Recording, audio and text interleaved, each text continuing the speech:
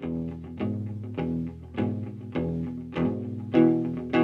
Students, last class में हमने chapter 5 introduction to Euclid geometry exercise 5.2 की कॉन्सेप्चुअल एंड इंट्रोडक्शन क्लास में postulate 5 को रीडिफाइन किया था। वहां पर हमने पोस्टुलेट 5 की 3 से 4 डेफिनेशंस आपको बताई थी, जिसमें हमने प्ले फेयर एक्सियम्स आपको बताया था, which is equivalent version of postulate 5।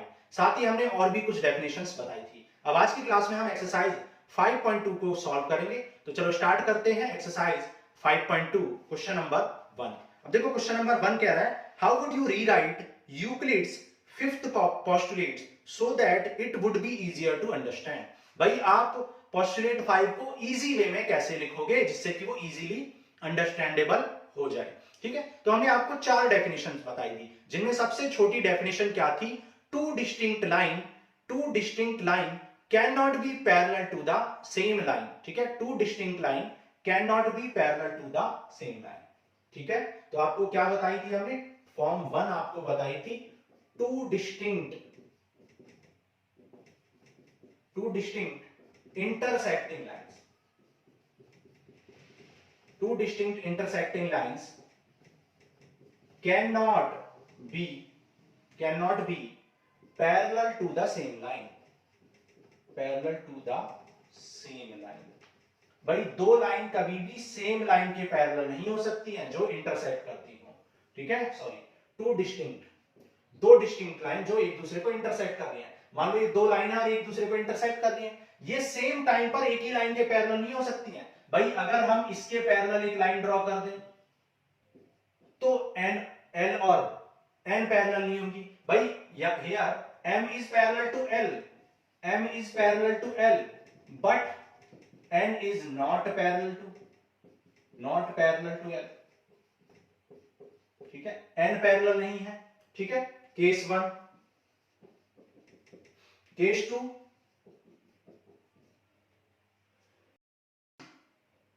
2, अगर हम n लाइन के पैरेलल एक लाइन ड्रॉ करें, मान लो ये n लाइन है और n लाइन के अगर एक पैरेलल लाइन ड्रॉ कर लें, मान लो ये हो गई L।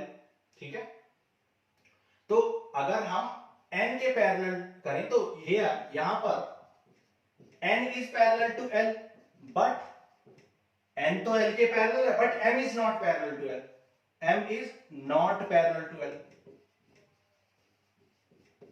ठीक है, तो ये भी इक्विवेलेंट वर्जन ऑफ पोस्टुलेट 5 था। ठीक है, आप ऐसे भी लिख सकते हैं, आप और भी वर्जन्स लिख सकते हैं, जैसे आपको प्ले फेयर्स एक्सियम हमने बताई थी, फॉर्म 2 या वर्जन 2, जिसे हम क्या कहते हैं, Playfair's axiom. Playfair axiom क्या कहता है, प्ले फेयर एक्सियम कहता है, for every line L and for every point P, for every line L and for every point P, हर लाइन L के लिए और हर पॉइंट P के लिए there exists a line parallel to, ठीक है, parallel to L and passing through P,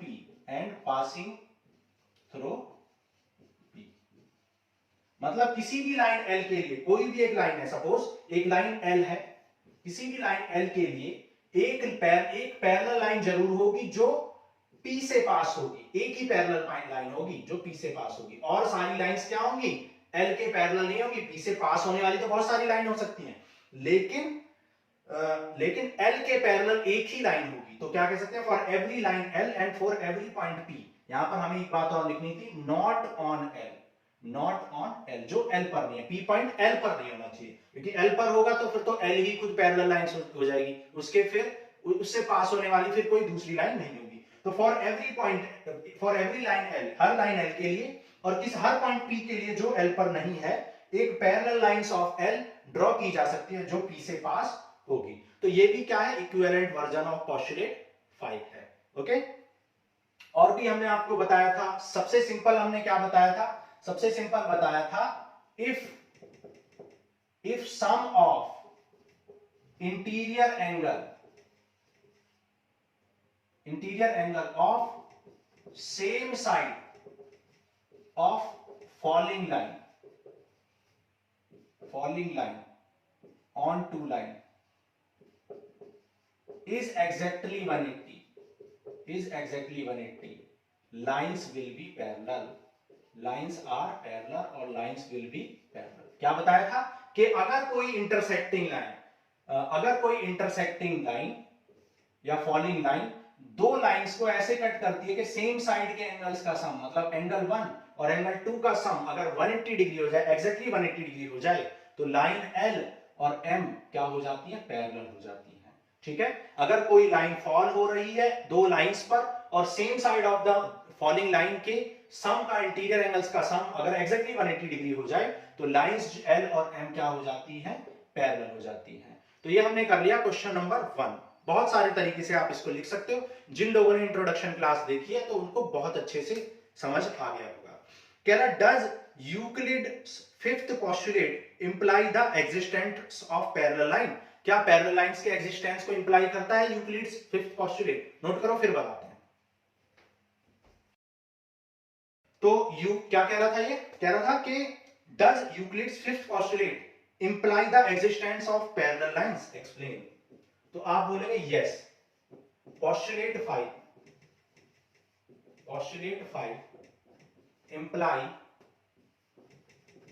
implies the existence of parallel line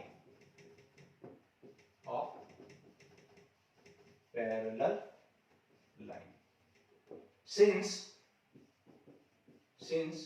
according to